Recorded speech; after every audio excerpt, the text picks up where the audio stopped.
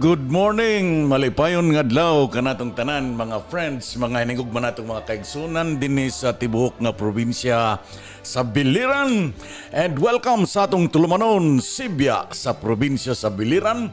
Aron kita makapamayag og mga impormasyon, mga palisiya og mga serbisyo sa atong provincial government under the leadership of Governor Gerard Spina. Kumusta kamo ang atong walo ka mga lungsod nga nasakupan sa atong island paradise sa Biliran ug sa mabot ning atong Sibya. We are broadcasting live din sa radyo natin FM 103.9 FM. Bueno, kumusta kamo? It's a hot Wednesday. Today is May 16. Sunod-sunod ang kapiestahan dito sa Matango, dito sa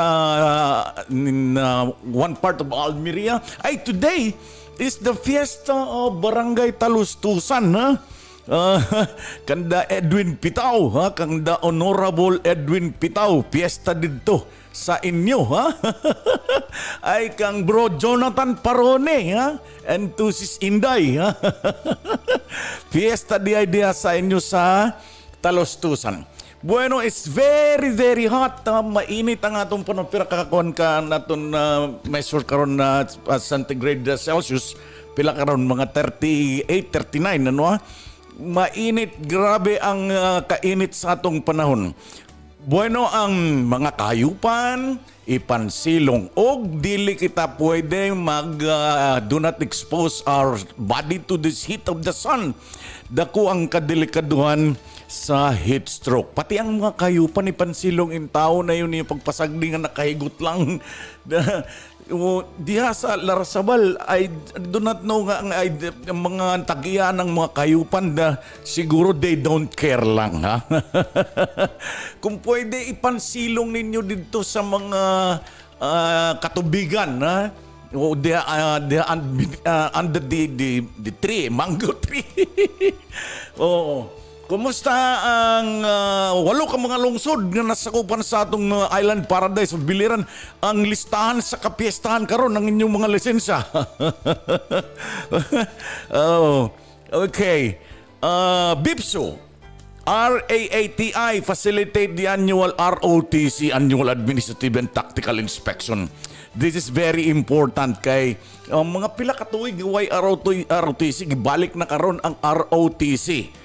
Diya sa Biliran Province State University, o kung BIPSO, recently they conducted its annual administrative and tactical inspection in collaboration with the regional annual administrative and tactical inspection led by the National Service Training Program, NSTP office.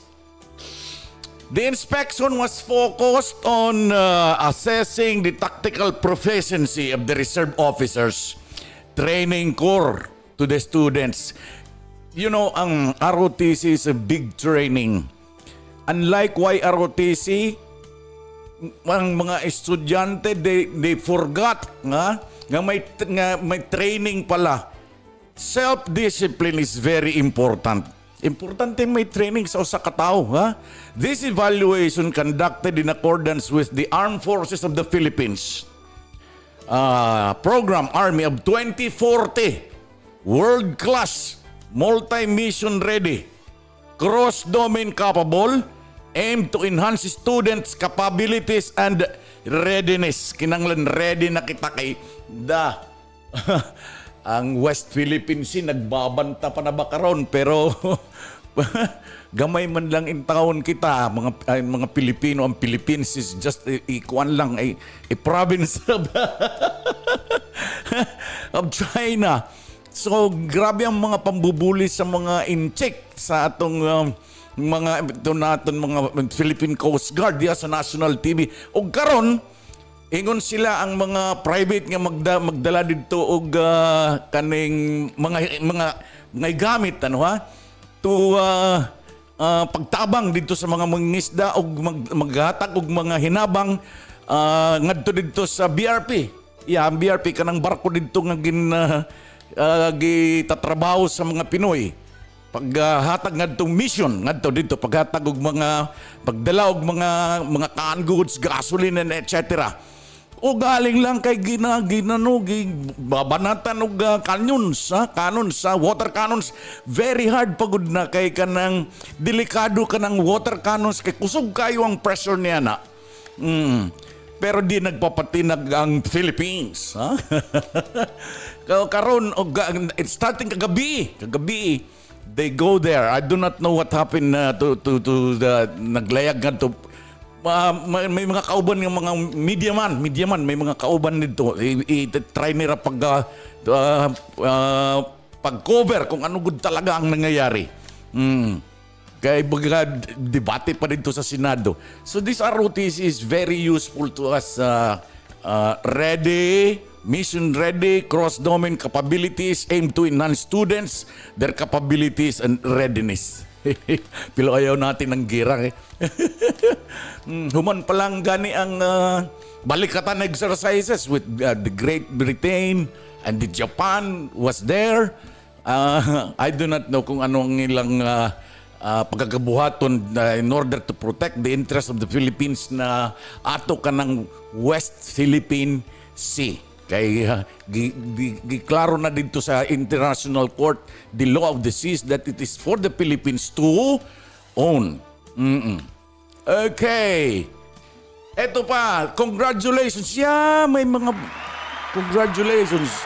Board passers, nursing board passers, dugay naman kini. Pero, again, sa mga nakapasar sa exam, 96%. 96%, imagine ka, 96% ang nakapasar din sa atong Biliran Province State University. Congratulations sa mga naingkuha sa board exam sa nursing board exam passers. Alright, ang atong takna, 12 minutos ang nakalabay sa alas 11. Nagpuminaw lang yapon kamo sa atong tulumanon, Sibya sa probinsya sa Biliran. Maricor Danghel Napalit is also watching. Hey ma'am, keep safe ma'am. Ay, may exam pala. May exam sa mga wapa makapasa sa civil service exam. Pwede ka makakuha og kaning forms dito sa Civil Service Commission. Gikan niya itong May 13 niya. May 13 last Monday. And this will end up to June 13. June 13. Educational attainment is not required. Di rin nag-require karon ang graduado nga mokuha sa civil service exam. High school graduates pwede na makakuha sa civil service exam. Kuha lang importante ang requirements. Fully accomplished application form, passport size ID, upat ka kopya. Ang passport size dili kay nagpapapicture lang kamo diha sa mura lang nagpapapicture diha sa Facebook. Ang passport size nga ID. Ang size nga passport. Yeah. Valid ID. Original, ipa-photocopy lang ninyo ang inyong valid ID. O as usual, ang examination fee na how much? Tagpila na ang tagpila na ang civil service exam. 500 pesos lang gihapon. So sa lahat ng may gusto na mag-review, you may now avail the 2024 edition of the Civil Service Reviewers. Ang exam sa civil service, remember this, the professional and sub-professional. Para maging professional. You can never enter into a government service kung dili mo makapasa sa civil service exam. Application is on May 13 to June 13. Pwede na kamo makapasa sa inyong application forms. And the date of exam is on August 11. Familiar mo na kung na date ani August 11. Ay, pesta pala ito sa Katmon Monastery. May 11 if I'm not correct. Exam date is on August 11. The civil service examination. 15 minutos ang nakalabay sa alas 11. Nagpuminaw lang gyapon kamo sa atong Tulumanon, Sibya sa probinsya sa Biliran. Ito. Mag-iingat sa sakit na pertussis. Dinhi sa Visayas as of May 11 na sa 167 na kaso sa pertussis sa Eastern Visayas, kung diin, tulo na ang na-report nga namatay. Sa kabuang bilang na ito, 25 ang kumpirmadong kaso base sa samples nagipadala sa Research Institute for Tropical Medicine, RITM, Research Institute for Tropical Medicine. Kani sila ang tinuwinan na nag-istudyo sa mga kaso sa niadtong COVID. Sila niya ang nag-istudyo sa Research Institute for Tropical Medicine. Samtang 142 ang suspetsado nga kaso dinhi sa ato sa Eastern Visayas. Kadaganan naitatala ang kaso 76 out of 167. Mag-iingat gud kita ni ani. So kung mahimo nauso namang kapiestahan karon dito sa mga barangay, kung may mo, wear face mask lang gyapon to protect our very self. Nasa isang taong gulang pababa na sanggol, mga kabataan man gyapon kini ang naiigo. Kay mga vulnerable, kay mahihina pa ang resistensya niya ng mga kabataan. 133 or 80%. 80% na naman ang kabubuang bilang na hindi pa nabubukunahan kontra pertussis. At ang lalawigan ng Leyte ay nakapagtalaga ng pinakamaraming kaso na umaabot na 101. Imagine 101. It will double and it will triple. Gayong pa man, 108 ang naitatalang gumaling na sa sakit na ito. Ang pertussis. Alinsunod sa sitwasyon ng pertussis ng region, hinihimok ng Department of Health ang publiko na patuloy na obserbahan ang minimum public health standards tuwing lalabas ng bahay o makahalubilo sa maraming tao. Yun ang sinasabi ko. Mao na ni ang giingon na ko nga mungadto nga ni og dagan nga ngadton kanang crowded nga tao dito sa mga sayawan. Be careful, kinahanglan good protektado ang atong kaugalingon. Let us always observe the maximum health standard. Malagang palala din sa publiko na ang pertussis ay may gamot gamit ang mga antibiotics. Kaya magtungos at magpakonsulta kagad sa pinakamalapit na health center o healthcare professional para maobserbahan ang mga sintomas ng pertussis. Mag-inubo-ubo ka nga ni, mga dugay na nga ubo, always have your check-up. Go to ngadto dito sa mga health centers, ano pa man gani nga mga clinics, aron maobserbahan kung naa kay kaning sintoma ng pertussis. Alright? Labi na karon kay grabe ang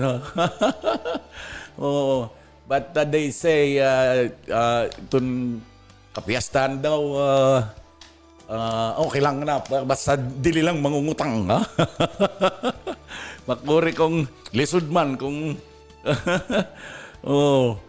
mag-observe, magpipiesta ka tapos puno di ay utang. Okay. What is this? Philippine Statistics Authority. Yeah, ang PSA. Asa na to? Philippine Statistics Authority. Okay. Signed and duly subscribed and sworn to before and authorized administering officer within the posting period of out of personal data sheet or CSC. This is a Memorandum Circular number 16.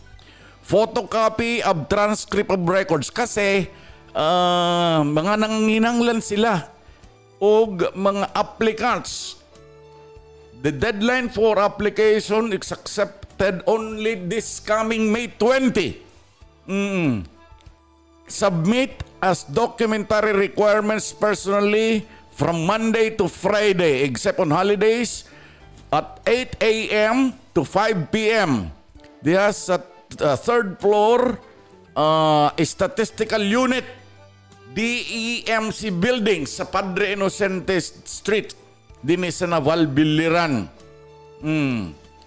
Okay. Incomplete documentary requirements and failure to follow all instructions will result to non-consideration of application. Kinanglan kumplituhin ninyo ang mga documentary requirements. Kaya kundili non-consideration of the application. Qualified and accepted applicants will be notified through the contact number and email address provided in the documentary requirements submitted. For inquiries and information, further information, please contact Marife Sabuag through the office telephone number 053-507-8122. Okay, gikan kini kang Renaville Cueva, ang Chief Statistical Specialist. Kay nanginginanglan daw sila para din sa Biliran ang PSA. Biliran is in need of field personnel as a contract of service for the conduct of the household energy consumption survey here in the province of Biliran. So mauna to ang mga requirements. Kumplituhon ninyo ang mga requirements. Kay pagdili ninyo kumplituhon, it will dili magiging invalid, magiging invalid qualification standards. 4 enumerators. 4 enumerators and 2 team supervisors must be college graduate or K-12 graduate. Must be willing to undergo training outside Biliran province for 6 days. Kay titreningon pa mo ani. Titreningon pa mo ni ugsa mo makasulod dito sa trabaho nga proper. Must be willing to work away from home continuously for about 1 month, including Saturdays, Sundays, and holidays, and beyond 5 p.m. if necessary. Must be willing to must be physically fit and walk long distance. Must not be a pregnant and field worker. May put their pregnancy to risk. Kung burod, dili po pwede mag-apply. Kay mga mga household energy consumption surveyor. Mga doon mga sulok-sulok dito sa makabaranggayan. Kinanglan kini nga mga qualifications. Okay. Documentary requirements, signed application letter stating the specific position, title applied for, the address to Renaville Cueva. I-address ninyong application letter to Renaville Cueva, ang Chief Statistical Specialist sa Philippine Statistics Authority din sa Biliran Provincial Statistical Office. Okay? 5 minutos sa alas 11:30. Okay. DTI Biliran issued price freeze of basic necessities in the municipality of Naval. Ang mga kita kay mga simple lang ang mga tao, ang atong mapapalit lang ang mga basic necessities. Bangin may mga magsingabot diha nga mga nagtitinda sa sardinas, mga incand, mga mantika ug unsa pa man dinha. Gina Sardin is also watching. Under the Republic Act number 7581 or the Price Act as amended, prices of basic necessities are automatically frozen at their prevailing prices for 60 days once the state of calamity is declared in the area. Din sa Naval, natay resolution, Municipal Resolution number 516, Series of 2024 by the Sangguniang Bayan of Naval, dated April 24, 2024, declaring the municipality of Naval under the state of calamity due to scarcity of potable water as adverse effects of the El Nino phenomenon. May tungod sa kakulangan is scarcity of water. May tungod sa El Nino phenomenon. The following price freeze of the basic necessities shall remain at force until June 25, Hunyo 25, 2024, unless sooner listed. Pagbantay kita, mga nagtitinda sa mga basic necessities, maintain lang sa atong presyo. Unsay mga basic necessities, nanginanglan mga instant noodles, mga pantawid gutom, kandila, tinapay, bottled water, mga sabon, mga detergent, kung sa pa man din ang mga asin. DTI shall monitor the basic necessities products under the purview such as canned fish, mga linatang isda, or in other words, sardinas. Sardinas, locally manufactured, instant noodles, bottled water, bread, processed milk, coffee, candles, laundry soap, detergent, and salt. Asin ba? With this, the DTI encourages consumers to report. I-report na to kung adunay mga retailers na nagbabaligya sa basic necessities more than the specified prices. Per Republic Act 7581 or the Price Act, any retailer found selling more than the listed prices ceiling shall face an administrative fine of, tigharan ninyo kung pila, 1 million pesos. Bad daw. Kung ang imong sari-sari store lang, ang imong panindahan niya mahal, katapos nasakpang ka sa DTI, you know, kung pila, ang administrative fine is 1 million pesos and or a maximum of 10 years imprisonment. Sanglit kita may matngonon, mabinantayon. So let us report kung adunay mga tindahan nga nagsisingabot ni ani nga mga basic necessities singabot sa pagpahamtang sa presyo nga gawas sa itinakda na presyo gikan sa Department of Trade and Industry. For more information, you can call DTI Provincial Office at the telephone number 053-507-9099. Ay, 91. Okay, let me repeat. 053-507-9091. Alright.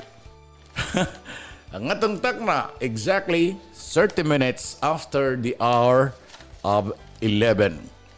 Bueno, dili nang usa nato temporaryo ang tatapuson.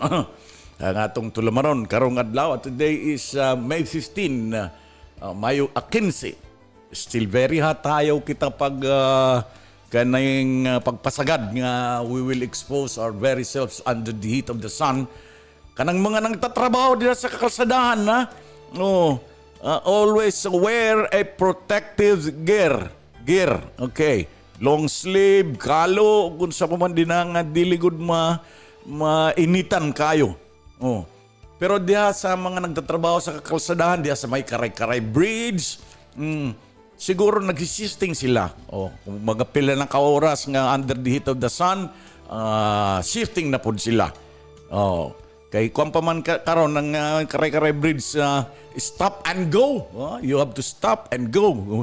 Dili pa mang good kayo nagagamitan nga smooth two ways na ang paggamit nato diha sa kaning tulay sa Karay-Karay Bridge. O sa lain paghihapon nga mga nagtatrabaho diha sa mga kakalsadahan sa sikad-sikad drivers, mga motor cab drivers, please lang kanang protect ourselves nga dili makakadto sa may ngadto sa kaning under the heat of the sun, no? Nga delikado ang heat waves.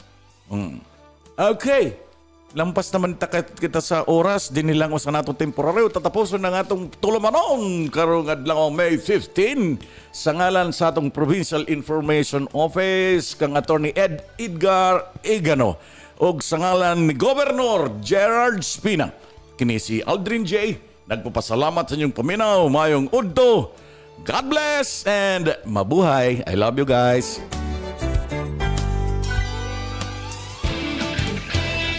Iranog, imong katungod ang mahibaw sa kalihukan sa provincial government.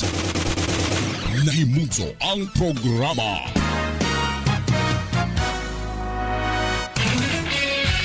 Sibya sa probinsya. Aron mahibaw ka sa mga programa o kayuhan nga imong maangkon. Sibya sa probinsya. Inyong makauban si Aldrin J. Sibya sa probinsya. Matag adlawng Miyerkules sa alas 11 sa buntag hangtod sa alas 12 sa uto sa radyo natin FM.